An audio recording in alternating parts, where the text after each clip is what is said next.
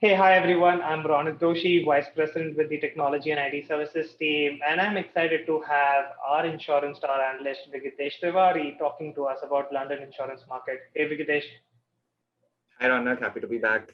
Yep. So I think the last time we spoke, right, we said there are several catalysts and drivers for this accelerated transformation which is happening in the overall London insurance market. We spoke about the impact of pandemic, we spoke about Brexit, and we also spoke about the Lloyd's Blueprint 2.0 in detail, right, where there is this need to drive technology modernization across infrastructure, data, and the software platforms which are kind of driving these operations.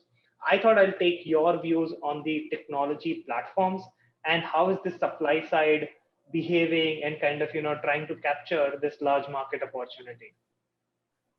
Thanks, Ronald. So definitely this is an exciting, area to look at, and platforms of all shapes and sizes, both who have been in existence in the London market for a long time, as well as vying to get a piece of the pie with the new changes that have been announced, we are seeing an activity rise across both these categories of platforms. If you see, EBIX and exchanging, some of the platforms which have been in existence for some time in the London insurance market, definitely been high on the claims management piece, and with the entire digitization activity picking up on the claims side, we definitely see them placed in one of the top ranks to be top contenders in that space.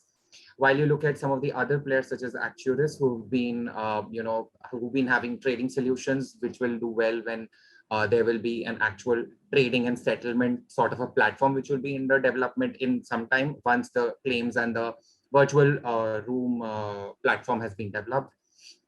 There are other players as well. You see some of the platforms such as Salesforce, OpenText, etc., who are more on the digital experience, the front office management piece, also vying to get a piece of the pie, given that now UI, UX design, customer experience is going to be front and center, given with digitization and the need for web-based portals and their development, there is a need to have a fresh layer of UI for the customers and stakeholders in order to interact. There is definitely going to be, with the new announcement of Blueprint 2.0, there was a detailed way in which the Lloyds of London and the council announced what will be the new way in which data will be captured, the workflows around it, and how data will be moved across the core data record, which is the new digital fabric that will be created so that data can be accessed by all participants in a transparent manner. So workflow platforms such as Pega and others would definitely find themselves in a space competing with some of the platforms such as ServiceNow, because this is in its entirety, this is a space that is definitely going to grow in strong double digits. So activity is going to pick up across all of these different areas.